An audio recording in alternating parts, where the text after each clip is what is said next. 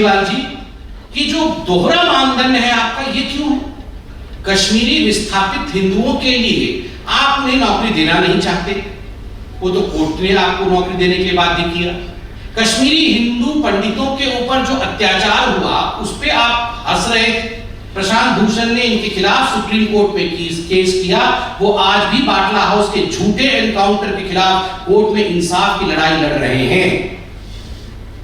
ये दोहरा मापदंड है, बाटला हाउस एनकाउंटर फेक, और जहां तक कश्मीरी हिंदुओं के जिनोसाइड का सवाल है उस पे मजाक उड़ाना, भद्दी टिप्पणी करना। टीचर्स ने प्रेस कॉन्फ्रेंस करके प्रेस रिलीज जारी किया, उसमें जो टाइमलाइन दिया है वो मैं आपके सामने रखता हूं। जून 6, 2010 को कश्मीरी माइग्रेंट टीचर्स को दिल्ली हाईकोर्ट अप्रोच करते हैं कि हमें रेगुलराइज किया जाए अपने प्रोफेशन में। मई 18, 2015 सिंगल बेंच हाईकोर्ट की अपनी जजमेंट कहती है कि कश्मीरी माइग्रेंट टीचर्स को, जो कश्मीरी हिंदू टीचर्स थे, उनको रेगुलराइज कर दिया जाए अपने सर्विस में। मगर उसी वर्ष 2015 में केजरीवाल जी की सरकार डबल बेंच के सामने इस पूरे जजमेंट को चैलेंज करती है कि नहीं, हम रेगुलराइज नहीं करना चाहते, ये उचित नहीं होगा। और मई 21, 2018 को डबल बेंच अपने वर्डिक्ट में दिल्ली सरकार के इस पूरे प्रक्रिया को, नकारने वाले प्रक्रिया को मना कर देती है और उन्हें डायरेक्ट करती है कि आप कश्मीरी माइग्रेंट टीचर्स, जो हिंदू कश्मीरी प्रताड़ित थे, जो विस्थापित थे, आप इन विस्थापित कश्मीरी टीचर्स को आप रेगुलराइज करिए। यही मेरा जजमेंट है, यही हमारा जजमेंट है। उसके बाद दिल्ली सरकार के पास कोई उपाय नहीं रहा। दिल्ली सरकार ने एश्योर किया कि हम जो केएमटी कश्मीर माइग्रेंट टीचर्स हैं उनको रेगुलराइज करेंगे, किंतु ऊपर से कहते रहे 26 अक्टूबर 2018 को ये सुप्रीम कोर्ट चले गए। केजरीवाल जी की सरकार 26 अक्टूबर 2018 को सुप्रीम कोर्ट चली गई और सुप्रीम कोर्ट में हाई कोर्ट के डबल बेंच के फैसले को चुनौती दिया कि हम कश्मीरी विस्थापित पंडितों को नौकरी नहीं देना चाहते, हाई कोर्ट के इस निर्णय को निरस्त किया जाए। धन्य हो हमारा सुप्रीम कोर्ट। और आज मैं नतमस्तक होता हूं हमारे इस जुडिशरी को। हमेशा न्याय दिया है जुडिशरी ने, और अंततोगत्वा 23 जनवरी 2019 को भारत के सर्वोच्च न्यायालय ने यह कहा कि यह नहीं हो सकता है, आपको रेगुलराइज करना ही पड़ेगा। ये 21 मई 2018 को सुप्रीम कोर्ट ने कहा। 21 मई 2018 को सुप्रीम कोर्ट ने डायरेक्ट किया कि आपको जो जजमेंट था हाई कोर्ट का उसे मानना ही पड़ेगा, जब कोई ऑप्शन नहीं था। When Kejriwal ji was left with no other option on 23rd January 2019, finally Kejriwal ji की सरकार ने अंततोगत्वा कानून के डंडे के कारण और निर्देश के कारण विस्थापित कश्मीर पंडितों को रेगुलराइज किया। कितना झूठ बोल रहे हैं केजरीवाल जी। और केजरीवाल जी कि जो दोहरा मानदंड है आपका, ये क्यों है? कश्मीरी विस्थापित हिंदुओं के लिए आप उन्हें नौकरी देना नहीं चाहते, वो तो कोर्ट ने आपको नौकरी देने के बाद ही किया।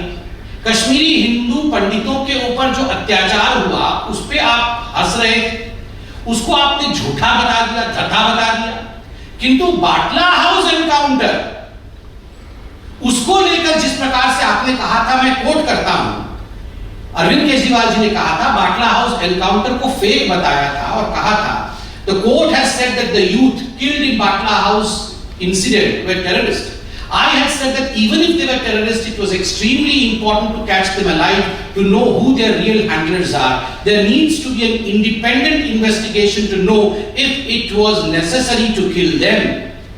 ये 2008 के बाटला हाउस एनकाउंटर के विषय में जब इंडियन मुजाहिदीन के ऑपरेटिव शहजाद अहमद को फांसी की सजा कोर्ट ने सुनाई, तब अरविंद केजरीवाल ने ये कहा था फेक।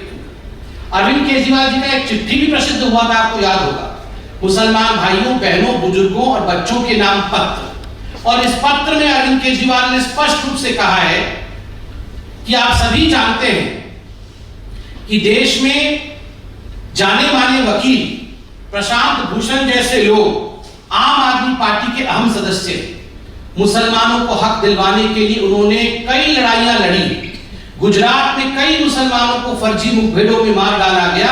इसी तरह इशरत जहां को भी फर्जी एनकाउंटर में मार दिया गया। प्रशांत भूषण ने इनके खिलाफ सुप्रीम कोर्ट में केस किया। वो आज भी बाटला हाउस के झूठे एनकाउंटर के खिलाफ कोर्ट में इंसाफ की लड़ाई लड़ रहे हैं। ये दोहरा मापदंड है। बाटला हाउस एनकाउंटर फेक, और जहां तक कश्मीरी हिंदुओं के जिनोसाइड का सवाल है, उस पर मजाक उड़ाना, भद्दी टिप्पणी करना।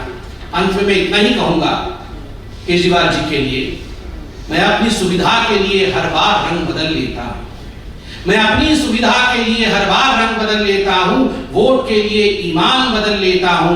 मेरा नाम है अरविंद केजरीवाल, सच को छुपाने के लिए झूठ का चोला पहन लेता हूं। मैंने हर झूठ को सच बनाया, मैंने हर झूठ को सच बनाया है। तुष्टिकरण की राजनीति से भोली भाली जनता को बरगलाया है।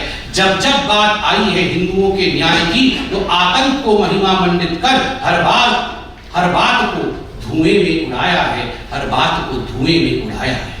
अरविंद केजरीवाल जी, ये जो कश्मीरी विस्थापित पंडितों के दर्द को धुएं में उड़ाने की आपकी चेष्टा थी, वो नाकाम हुई है, वो उचित नहीं है, और हिंदुस्तान उसकी निंदा करता है। धन्यवाद बंधुओं, कोई प्रश्न हो तो अवश्य पूछिए। संबित जी, अभी सबसे पहले आपने ममता बनर्जी और के स्टेट के बारे में बात की। ममता बनर्जी ने एक लेटर लिखा है ऑपोजिशन के सारे लीडर्स को, और उनका कहना है कि जो सेंट्रल गवर्नमेंट है वो फेडरल स्ट्रक्चर पे चोट कर रही है और एजेंसियों का मिसयूज किया जा रहा है, और ये वक्त आ गया है कि सबको यूनाइट होकर बीजेपी को रोकने के लिए एक बहुत जल्द मीटिंग बुलाई जानी चाहिए। देखिए, ममता बनर्जी का ये जो स्टेटमेंट है कि सभी को यूनाइट होकर बीजेपी को रोकने की प्रयास करनी चाहिए, ये कोई पहले बार का स्टेटमेंट नहीं है।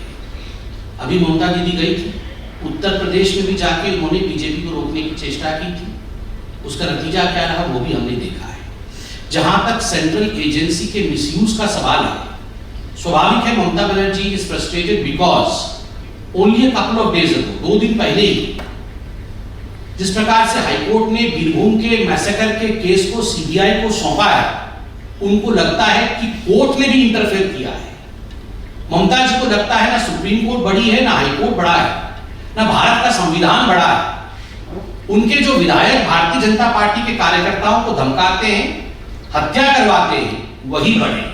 ये लोकतंत्र की भाषा नहीं है, और ममता जी ये सब कुछ जानते हुए भी अनजान बनने की चेष्टा कर रही है।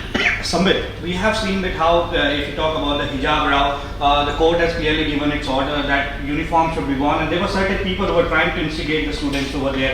Now we have, we see that 60 intellectuals and civil society members from Karnataka have written to Chief Minister Bommai to clamp down on rising incidents of hate and communal politics in Karnataka. They have also raised the issue of Muslim girl students who are being stopped when they were wearing hijab and they were entering the college premises, and also the ban on Muslim shopkeepers in certain areas of Karnataka. How do you see this? See, as far as intellectuals, non-intellectuals, or any category in the society is concerned, I believe we all are bound by the constitution of this country. हम सभी संविधान से बंधे हुए हैं। So ultimately, what the court of this country, what the law of this country decides, is bound to all of us. We're bound to follow it. As far as the hijab row is concerned, the court of the land has already given a judgment. We all respect the verdict, and I believe that's the final word. Delhi के उप मुख्यमंत्री मनीष सिसोदिया ने कल कहा था कि BJP को Kashmir files की चिंता है, कश्मीर पंडितों की नहीं है। कश्मीर पंडितों की अरविंद केजरीवाल जी और मनीष सिसोदिया जी की कितना चिंता थी, वो तो उनके हंसी और ठहाके से विधानसभा में मालूम पड़ रहा था। पूरे उसी विषय में भी प्रेस कॉन्फ्रेंस हुआ है। Yes madam, the last question. Sir, Mamata Banerjee ने कहा है कि कुछ लोगों की गलतियों के लिए पुलिस को बदनाम ना करें। ममता बनर्जी तो बीएसएफ के विरोध में भी बोलती है, सर्जिकल स्ट्राइक होने पे इंडियन आर्मी के खिलाफ भी बोल देती है।